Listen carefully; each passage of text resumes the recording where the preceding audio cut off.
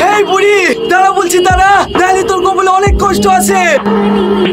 তাড়াতাড়ি চলো, ভিতর থেকে আমার আব্বা এসে। তুই পালি কোথায় যাবি? দাঁড়া। বুড়ি, এই বুড়ি, তোর কি হলো? কথা বলছিলি যে? বুড়ি, কে কোথায় আছো? তাড়াতাড়ি গাড়ির ব্যবস্থা করো। ডাক্তার বাবু, আমার মেয়ে ঠিক আছে তো? আপাতত এখন ঠিক আছে, কিন্তু ব্রেনে প্রচুর আঘাত হয়েছে। এই আঘাতের কারণে কোনো সময় আপনার মেয়ের স্মৃতিশক্তি চলে যেতে পারে। তাই আপনাকে বলছি, কোনো সময় আপনার মেয়েকে টেনশন দেবেন না। ডাক্তার বাবু, আমার ছেলের কিছু হয়নি তো? না না, তেমন কিছু হয়নি, সামান্য একটু হাতে চোট পেয়েছে। এই বুড়ি, তুই বললেই তো পারতি শফিককে ভালোবাসি, তাহলে তো ওর সাথে বিধি দিত। পালাতে গেলি কেনে? তুই জানিস শফিকের আব্বা আমার ছোটবেলাকার বন্ধু। যা হওয়ার তা হয়ে গেছে, ওসব কথা এখন বাদ দে।